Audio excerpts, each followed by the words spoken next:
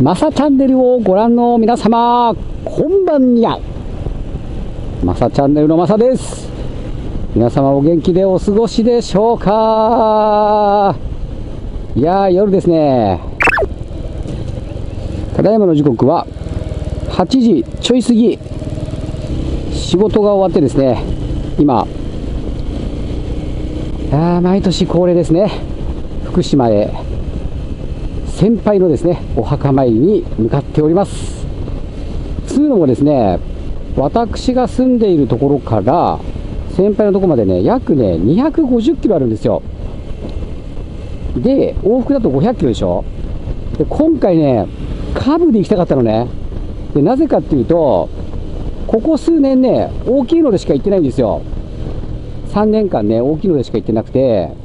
昨年はね CB650R で行きました。でその前がね XADV ですね。でその前ですね、3年前にクロスカブで行ったのかな。でその時はね猪苗代湖のほとりまで行ってキャンプしようと、キャンプで泊まってこようかと思ってたんだけど、それがですねびっくり、猪苗代湖がコロナでですね閉鎖されてるっていうで急遽ビジホを取ってなんとか泊まったみたいなね、そんな思い出がありますね。なので3年前2年前3年前か3年前に行きましたと、クロスカブで。でここ2年間は大型で行ってますよということになります。でどうしてもねやっぱり今回はカブで行きたかった理由があって、去年ね年末に、今年もありがとうございました動画を、出したんですけれども、その時にねやっぱり結構多くの視聴者様からやっぱクロスカブのロングツーリングが見たいというところですね。原点回帰ですね。マサチャンネルといえばクロスカブ、クロスカブといえばマサチャンネルということでね、昨年 125cc にボアップしましたクロスカブでですねやっていきたいと思っております。本当はね郡山とかでねやっぱ泊まって、郡山のグルメも楽しんでみたいなね、そんな感じで考えていたんですけども、ちょっとね休みが1日しか取れずで、なぜこの時期かっていうとですね、その先輩の墓、実はですね福島県田村市っていうところにあります。でこの田村市ですね、めちゃめちゃ有名な桜があるんですよ。これね結構長く見ていただいている方だったら、私のチャンネル見ていただいている方だったら分かるんですけども、三春滝桜というね素晴らしい樹齢1000年超えのですね素晴らしい桜があります。でですね、実はですね、昨年ですね行ったらですね有料なんですよ。有料なんですけど、なぜか有料じゃなくて、なぜかなって思ってたらですね、桜全部散ってしまって無料開放されてましたチーンだよね。でその前もねなんとなくちょろちょろ残ってるぐらいだったと記憶してるんですが、今回はね、今年桜遅いじゃないですか、2024年。もうねドンピシャ、ちょうどちょっと葉っぱが出てきてるかなぐらいの感じみたいですね。なのでですね、初めてと言っていいほどもう綺麗な三春滝桜を見ることができそうだというところでねワクワクしております。それでですね、本当は日帰りチャレンジしようかなと思ったんだけど、ちょっとやっぱり体力的にきついな、行っていけなくもないかなと思ったりとかもするんだけど、500キロって結構きついのよね。で途中ね国道4号っていうところがあって、そこがめちゃめちゃ速く流れてるから意外と行けそうな気もするんだけど、今回は、夜のうちに仕事終わりでこう出て、で4号沿いのですね快活クラブにですねちょっとで仮眠をして、でそれから向かおうかなと、朝になったらねというふうに考えてます。でですね、まず向かう先が快活クラブ宇都宮ですね。でこの宇都宮なんですけど、なんかあんまり近代的じゃないみたいで、なんかね、鍵付き個室じゃないらしいんだよね。でもまあ寝れればいいかみたいな感じで、そこをまず目指します。で、そこまでの距離が、86キロです。で、到着予想時刻が22時09分になっているんですが、ここ仮のですね、目的地としてまず設定してます。要するにあと2時間ぐらいで着く計算にはなるんですね。それでもし僕に余力があれば、余力ですよ、余力があれば、余力っつってもね、相当余力ないといけないんだけど、郡山までの行っちゃおうかなと、余力があればですよ。で、郡山のその開発クラブはちゃんとした鍵付き個室で、まあ、寝れるんですが、そこまででね、さっき検索したんですけど、やっぱね、ここの宇都宮からですね、郡山までね、120何キロあるんですよ。130キロですね。そうすると、まあ、3時間は楽勝にかかるから、まあ、10時じゃないですか。11、12、1で1時でしょ。で、絶対俺何も食ってないから、今。しょうがない、仕事終わりだからね。だから途中で何か食べたりとかしたら、絶対2時過ぎちゃうと思うんですよね。で、そこまで俺の体力が持つかだよね。なんかね、まあ、快活クラブだからね、まあ、しょうがないっちゃしょうがないんだけど、4号沿いにね、こう点在してくれてればいいんだけど、宇都宮の次にあるのがもう郡山になっちゃうんだよね。だからそこに行くかどうかを、この宇都宮に行った時点でもう記録がなくて、もうやめたと思って、宇都宮でちょっと仮眠をするか、いやもう行っちまおうと思って郡山まで行くかは、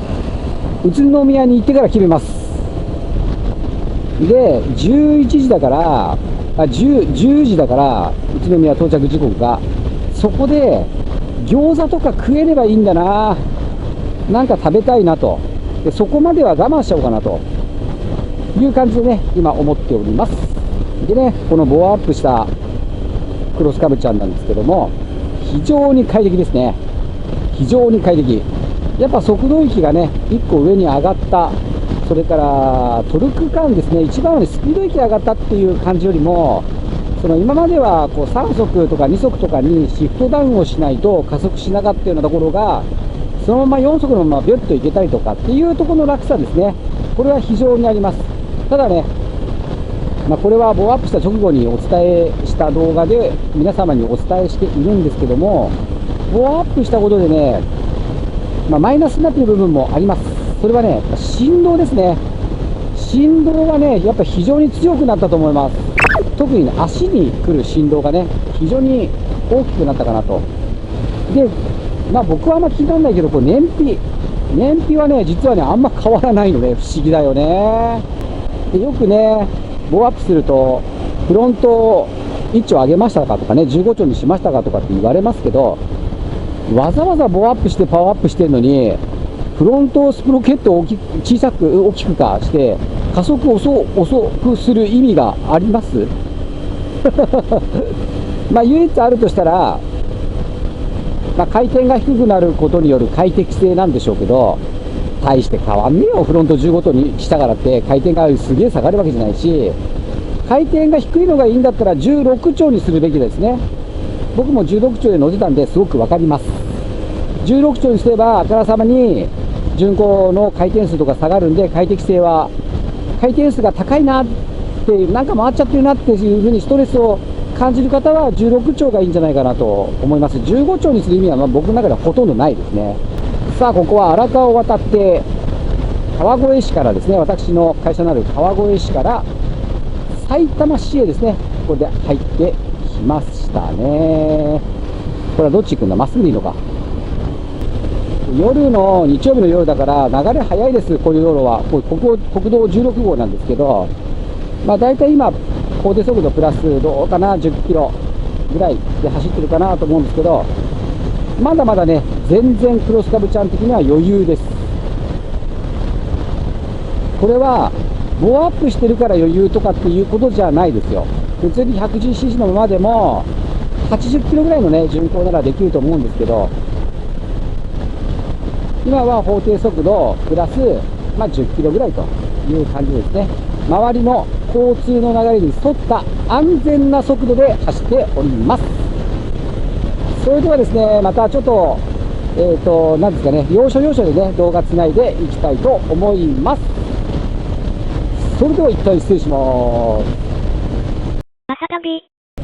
はい、時刻は21時になりました。1時間経ちました。今ね、ちょっとお小水休憩をしまして、今ね、ちょっとね、お小水休憩をして動画を回すね、直前にね、今ね、ここ、タヌキ、やべ、ぶつかりそうになった。危なかった。あれ、ちょっと動画撮ってたら面白かったのになびっくりしたわ。ちっちゃいタヌキ。いやー、びっくりしたー。ちゅうわけでね、ウーロン茶買って、ちょっと飲んで、インスタグラム更新して、ストーリーズをね、そしてまた走り始めました。もうちょっとなのかな、もうちょっとで国道4号のね、やばいスピードの高速道路みたいなところに入ると思うので、また入ったらね、動画をつなぎたいと思います。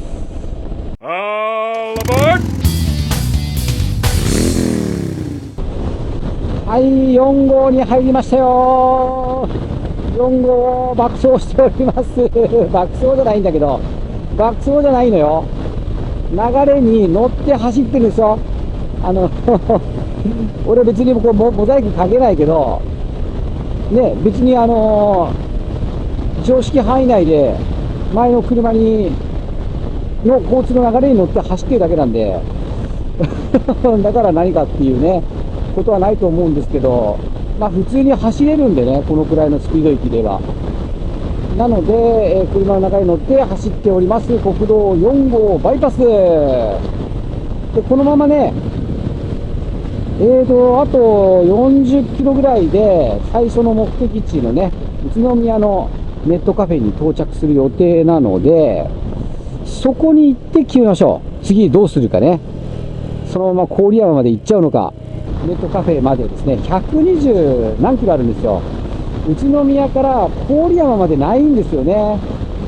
だから途中でやめるってわけにいかないから、もう行ったら郡山まで行くしかないのよね。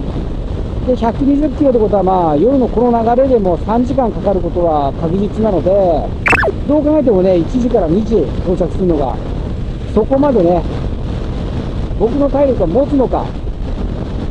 やめて宇都宮で寝るのか、俺は寝た方がいいような気がするんだけどなとりあえずそこまで行ってから考えましょう。っていうかですね、今私全開でございます4速全開でございますけども、全く流れについていけません頼むよ、どういう道路だよ。結構出てるぜ、スピード。高速道路張りに。すごいっしょ。すごいのよ、この道路は。で、何度も言いますけど、ボーアップして125にしてるからついていけるわけじゃないですよ。普通のノーマルのクロスカブでもついていけます。問題ないです。ただ全開だけです。全開にできるかどうかですよ。意外とね、なんかこうエンジンが回ってる感じが、すごい回って頑張ってる感じがちょっと嫌だとか、ストレスになるとか、クロスカブに乗るんだったらそういうのはもう慣れるしかないので、回っててなんぼですからね。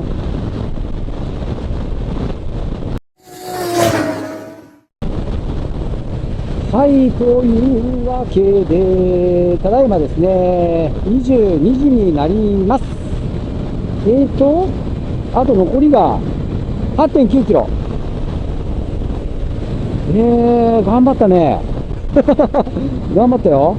22時11分到着予定なので、そうですね、8時出てきたから9、10だから2時間で80何キロですね。やっぱペース的にやっぱりここだよね。この国道4号バイパスはめちゃめちゃ速い。それで、どうしようかなと思ってんだよな。ちょっと一回、ちょっとここで給油しようか。ちょうど半分だから。給油しよう。よいしょ。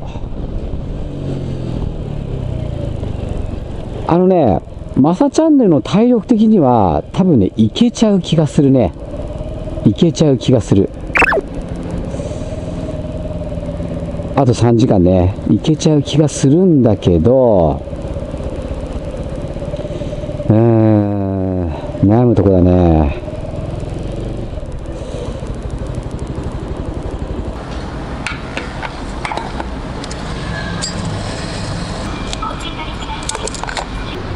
今さ、変な話だけど、無理にさ、行くこともないっていうかさ、もう腹もさ、減ってるわけだよ。仕事終わりからずっと走ってるから。で、わざわざここからまた、3時間走る意味があるのかっちゅうところが問題なんだな。だったら、ここ宇都宮だから、ここで餃子の美味しい店とか行って検索して、餃子食って、で、泊まるところにね、行った方がよっぽど幸せなんじゃないかと思うわけでございます。明日の朝早く出ればいいだけの話だもんね。そうしよっか。そしたら、餃子の美味しい店探そうかな。まさちゃんの動画。はい、ということでね、まあ頑張って行っても多分あんまり意味ねえかなっていう感じがしてきて、まあ仕事終わりで、まあなんか今のところは大丈夫そうだけど、ここから3時間走ってもいけそうだけど、その到着時間がやっぱり今10時だから23、24、1時でしょ。だからそうですね、1時とか2時とか2時まで行かないと思うんですけど、1時台になると思うんですね。でそこまでで多分すげえ眠くなるんじゃないかなと思うのね。でしかも寒いのよ、結構。だから無理する必要もないし、結局そこが目的地になるんですよね。だから朝スタートして、宇都宮からスタートして120何キロで目的地になるわけですよ。そしたらまあ約3時間走って、で帰り250キロ、どうだ9時間まで行かないか、走って帰ってくれば、まあ、約10時間のツーリングっていうことを考えれば、そうね、もうそれでいいかなっていう感じがするので、とりあえずせっかく宇都宮来たんで、餃子の美味しいお店で食べて、で、ネットカフェでとりあえず仮眠をしようかなということにします。いや、大人になったな俺。昔だったら絶対行っちゃってるけどね。なのでまずね、餃子のお店に行きたいと思うんですけども、まあ、こういう時ね、Google マップがめちゃめちゃ便利で、Google マップさんで、まあ、餃子でこの近くで検索して、現在営業中の店、うわ、怖っ、現在営業中の店みたいな感じでね、検索した結果、出てきたお店があるんですけど、そこがね、塩ラーメンが美味しいらしいのよ。で、俺あんまり、まあ、こってり食べれるけど、最近やっぱり、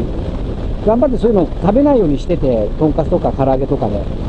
だからあんまりこってりなの嫌なんで、塩ラーメンと餃子をいただきにそのお店に行こうかなという感じでいます。あと14キロ、あれ間違った、道こっちじゃねえや。まあいっか。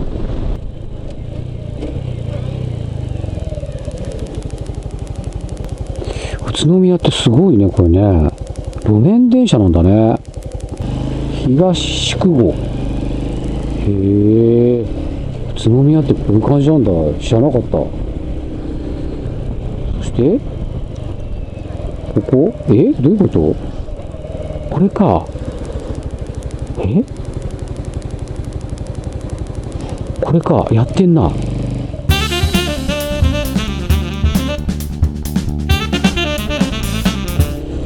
まあこれでネットカフェ着いてシャワー浴びて、まあ12時ぐらいにはちょっと横になれるかなという感じですね。そうだ、マスターズやってるからマスターズ見ながら寝ようか。